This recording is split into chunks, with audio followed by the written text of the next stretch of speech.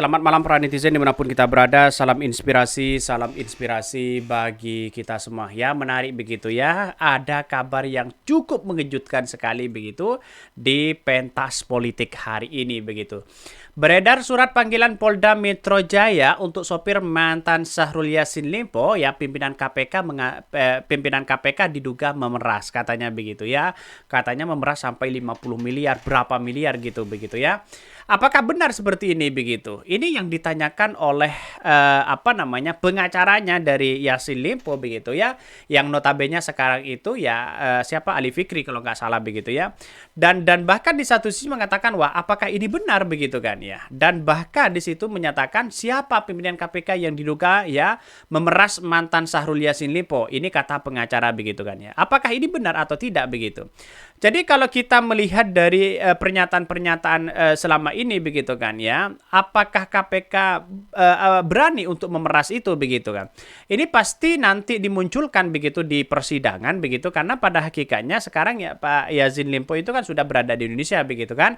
Jadwal utamanya itu adalah menghadap presiden, pamitan, setelah itu kan menghadap memundurkan diri dari Nasdem dan sebagainya begitu. Setelah itu proses dalam hukum begitu kan ya. Apakah benar narasi-narasi itu ada sesuatu yang kemudian begitu ya memeras ya si mentan ini begitu? Bisa saja terjadi kepada siapapun begitu kan ya. Bahkan dalam komentar-komentar netizen, masa sih ya katanya seperti ini. So ya, yuk saling buka bobroknya begitu. Oh seru nih ya, norak ya kalau benar ada peras memeras dalam kasus Syahrul Yassin Limpo. Mudah-mudahan pengacara SEL ya Febridiansyah, maaf ya Febridiansyah ya, salah nyebut tadi soal Fikri begitu ya. Ternyata Febridiansyah bisa membongkarnya, bisa begitu kan ya, sebagai juru bicara KPK mantan di situ begitu kan ya, seharusnya kan tahu mereka begitu ya. Bahkan Harun Masiku, apa kabarnya KPK?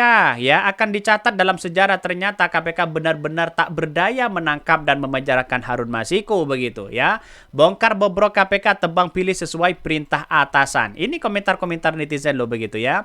Pengacara sopir mantan jubir KPK tentu sangat paham ya sebeluk-beluknya di dalam. Nyimak kelanjutan saja. Parah loh, parah. Nggak bahaya katanya begitu ya. Inilah pada akhirnya kalau memang ada sesuatu yang kemudian terbukti ingin memeras, ini pasti ada begitu kan ya, entah dalam komunikasi apapun begitu kan. Pada hakikatnya mungkin di satu sisi begitu kan, apakah ini benar, siapa sebenarnya begitu kan. Menurut pengacara dari beberapa PK membantahkan itu begitu kan, dan sekarang masih diproses begitu kan ya. Kalau memang benar ada sesuatu yang memeras begitu kan, wah ini bisa saja begitu kan ya. Kok bisa di tubuh KPK seperti itu begitu. Kok lihat saja sepekan yang lalu begitu kan ya. Bukan sepekan, sudah beberapa pekan begitu kan. Ada asusila, ada korupsi di dalamnya begitu kan ya. Itu tidak ada sama sekali untuk bagaimana untuk mengatasi KPK dengan yang disiplin luar biasa. Dan Pak Jokowi ya aman-aman aja, mereka tidak menegur KPK begitu kan. Pada hakikatnya sekarang kalau memang ada proses di situ, kenapa ada yang namanya begitu memeras begitu kan ya. Itu yang paling tidak saya sukai begitu kan ya.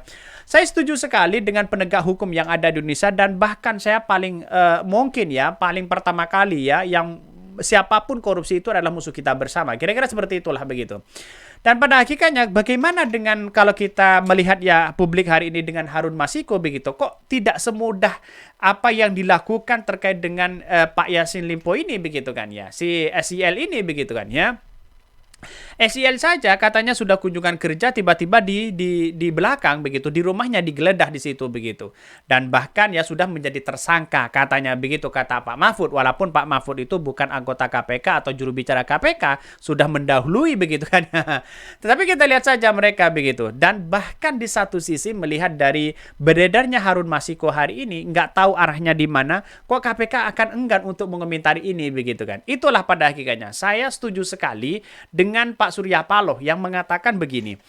Silahkan ya si mentan SEL pulang ke Indonesia begitu kan ya, kita hadapi proses secara hukum ya, kata Surya Paloh, harus ya menghormati hukum yang ada. Itu loh Pak Surya Paloh menjadi ketua umum yang sangat luar biasa. Kalau menurut saya pribadi seperti itu begitu, ketegasan dari ketua umum. Coba bayangkan dengan PDIP dengan Harun Masiku, kok tidak ada yang mengatakan pulanglah Harun Masiku ke Indonesia, tidak ada seperti itu begitu kan ya, hanya mengatakan ya hormati proses hukum lah ini dan itu begitu kan.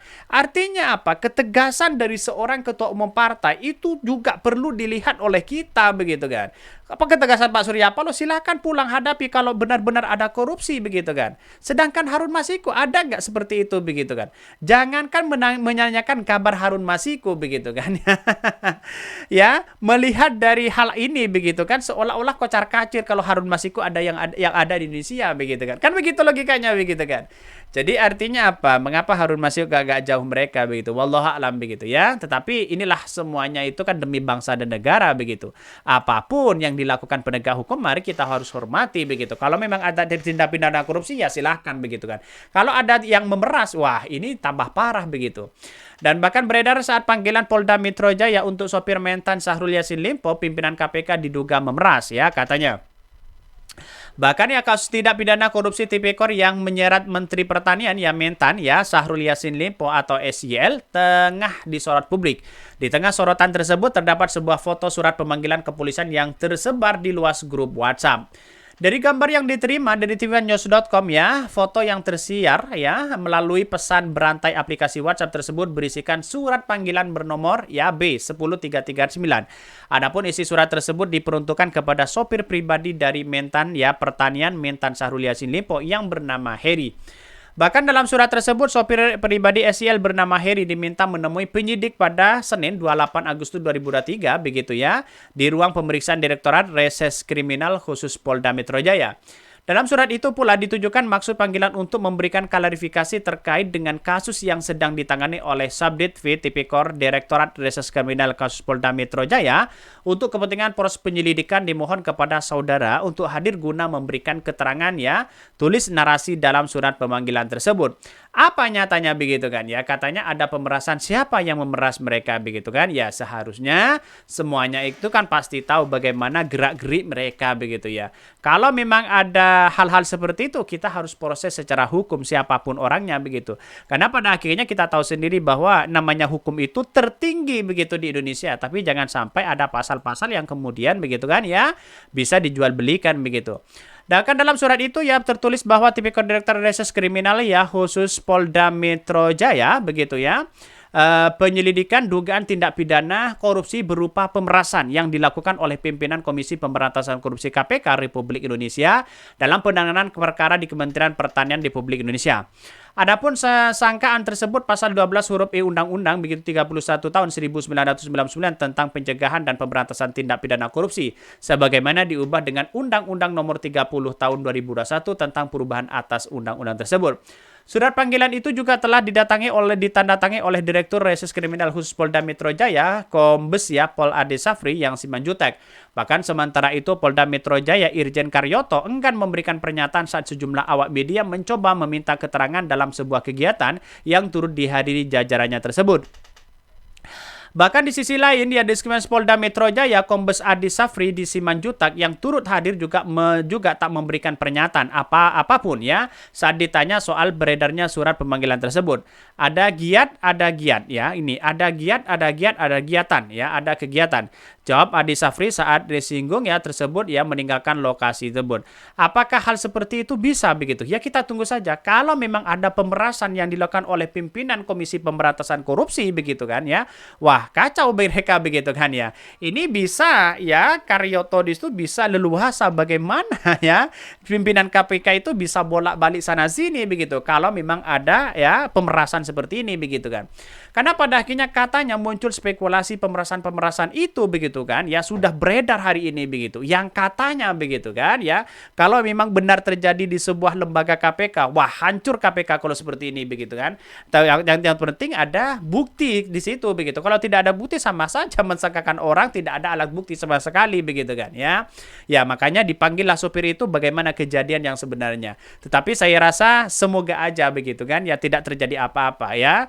Bahkan penegak hukum tegak lurus ya, yang namanya manusia yang bukan malaikat dan sebagainya bisa saja tidak semuanya tergiur pada yang namanya uang, kira-kira seperti itu begitu ya. Semoga ya si Febri itu sebagai pengacara dari SYL ya bisa menuntaskan ini. Mungkin itu yang kami sampaikan. Tonton terus channel Hodari Podcast Rakyat ini karena ada berita-berita menarik dan viral setiap harinya. Salam para netizen, salam inspirasi bagi kita semua. Jangan lupa di subscribe channel YouTube Hodari Podcast Rakyat ini.